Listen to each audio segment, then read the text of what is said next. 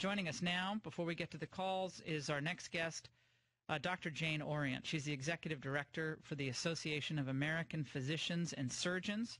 She does an enormous amount on disaster preparedness, and she's also the president of Doctors for Disaster Preparedness, and she joins us now. Dr. Orient, thank you for joining us on this very disturbing Ebola issue. We really appreciate it. Thank you for helping to bring this attention to the public. Dr. Orient, 3,000 American troops going over there. We have half of the people who've gotten the virus are now dead. But 2,500 or so, I guess, dead. 4,900 have contracted the disease so far. And apparently the death toll has doubled just in the past month. So what could our troops be doing to fight this, and is this smart? That's a very good question. Maybe they're going to set up mobile hospitals, but keep in mind that people who were already there are not being allowed to come home because there's a risk that they've been exposed and they might bring the virus to the United States. Actually, it may already be here. We know that some people were brought back officially to Atlanta and to Omaha, but there's a charter air service that can't tell how many people it's brought back, but it has been running Ebola-related missions. So, the situation in West Africa is terrible. What their troops are doing is enforcing quarantine and closing the borders, and they have orders to shoot people on sight if they're evading the quarantine or trying to cross the border. So, what are troops trained to do but shoot people and destroy things?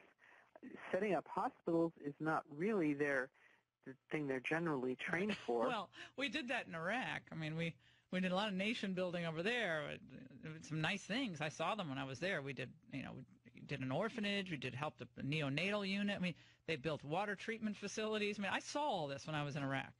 So we did a lot of stuff there, but that ended up being wildly unpopular with the American public because our own country is really hurting, and people see that, this is not really our job to be the world's policeman, or is it to be the world's enforcer of medical quarantines? I don't know. But Charles Krauthammer on Fox News, Krauthammer has spoken about the Ebola threat and said this. The reason that we are doing this, which is unstated because you don't want to start a panic, is that it is possible, extremely unlikely, but possible, that the virus mutates and becomes more easy to transmit, perhaps even by respiratory means. Airborne, instead of just bodily fluids, blood, or direct saliva transmission, that this could become an airborne virus. Is this something that we should be very concerned about? The CDC on its website still says you can't get it through the air. However, they're putting out more directives of the Canadian Public Health Services. Well, maybe you can get it through the air. This type of transmission has occurred in animals who had no contact except through the air. And even so, it's very, very contagious. It only takes maybe between 5 and 10 virus particles to infect a person. You don't have to have cut skin, or everybody probably does have cuts in their skin, but there are receptors for the virus in the normal skin. So when they say you can't get it except through intimate contact, intimate may be somebody bled on you or vomited on you or touched something and contaminated it that you later touch. So it is extremely transmissible. That's why people who like the idea of killing off 90% of the human population say it would be an ideal agent for accomplishing that. There have been attempts to weaponize it. The Soviet Union did succeed in weaponizing Marburg virus, which is also a filovirus like Ebola. But you don't really need an ICBM warhead to transmit this. You just need some infected people coming across your border. So the border of the United States are points of entry. That's, in your mind as a physician, seeing the possibilities for containment, preventing a epidemic from becoming a pandemic, that's where we should focus a significant amount of attention and resources. Absolutely. Now, I think we can do better screening of people coming through legal means, checking for fever and so on. There are remote devices that can do that.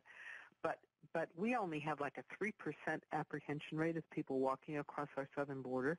And we do know from the people who have been apprehended that maybe 100 nations of the world are sending people across our border, some of them from West Africa, and we have absolutely no knowledge of who they are, where they're going, and some of them are even being sent by the U.S. government on charter flights to destinations unknown. Right, and you know, this dovetails into what we discuss a lot on this show, Dr. Orient, which is immigration, right? We have thousands and thousands of people coming into the country legally every year as tourists or as student visas.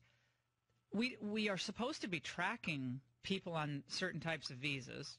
After the 9/11 Commission issued all of its recommendations, one of the hijackers was on a student visa. We're supposed to do a much better job of tracking incoming and outgoing, so we know when they leave, and if they don't leave by a date certain when their visa expires, warning bells go off on government computers or whatever. You know, they get some alert, and that's when enforcement can kick into action. But none of that has been done. So we don't do that on the immigration front that concerned the 9/11 Commission enough. After, of course, we had all these Americans die, these horrible deaths on 9/11, and now on a medical front, this has become so critical to our health security in this country.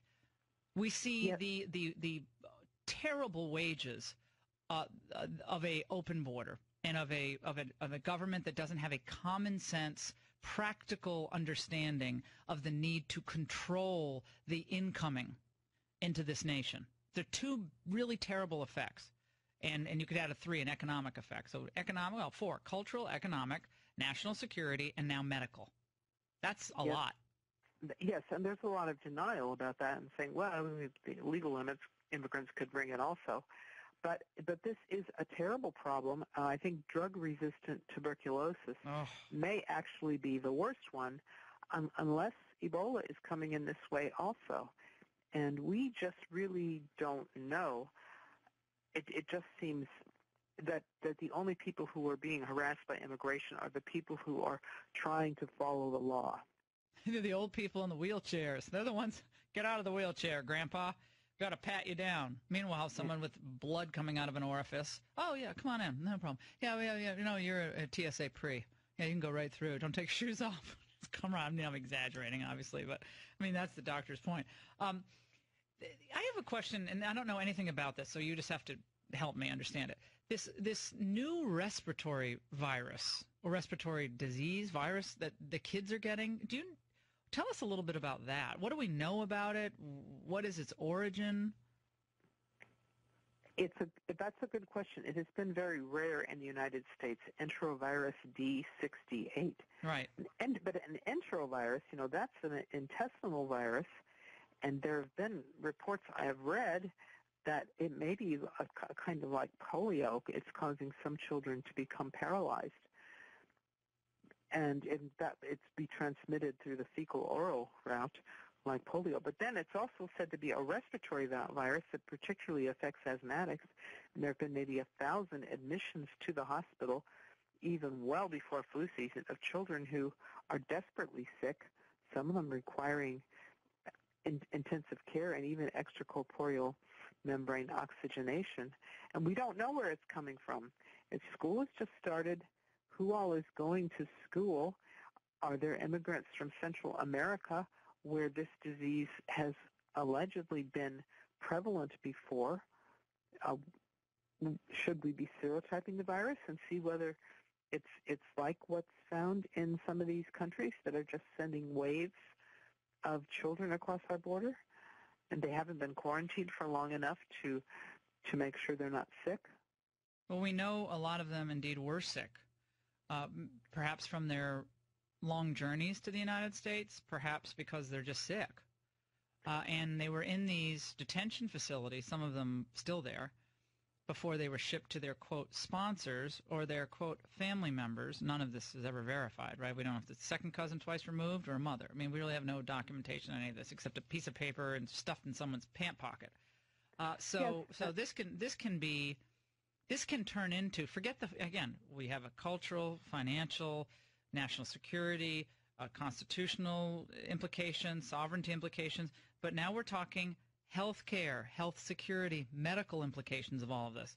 So all these classrooms, and I'm broadcasting from the metro Washington, D.C. area, so Northern Virginia, Maryland, D.C., one of the largest shipments of illegal immigrant kids came here. Okay, they're here, California, Texas, Oklahoma has a lot. But we got what is it, Julie? 2,000 something kids in this area. These kids could be in the classrooms infecting other children. Is that what you're saying? Yes, they could be. We don't know for sure. The government's being real tight-lipped about this. And it only takes one infected child to infect the whole classroom. You can say, oh, wash your hands and cover your sneezes and so on, but that children works. just don't do that.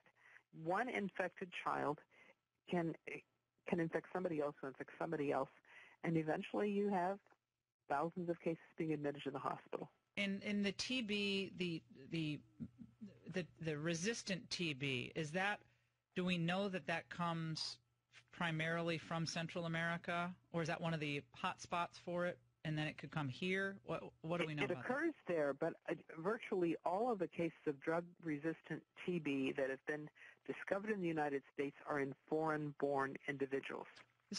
And the vast majority of any type of TB is in a person who was born in a foreign country. But this is a public health nightmare to have just one of these cases in your community, because the person needs to be quarantined. He needs to have observed therapy. It's very expensive, prolonged, and toxic therapy that might not even work. And you can catch TB on the bus. There's no question about that. This is I'm speechless. I mean, this is really startling, disturbing, infuriating. American children, kids here legally as immigrants, parents, adults, elderly people. When the elderly get infected with one of these diseases, Dr. Orient, how susceptible are they for catastrophic organ failure?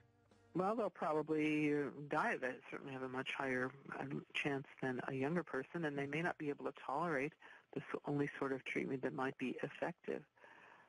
Dr. Orient, come back anytime. I mean, this is she's giving common sense analysis of where we are on this. Dr. Jane Orient, President of Doctors for Disaster Preparedness here on the Laura Ingraham Show. Thank you for your work on this and for all the information. We really appreciate it.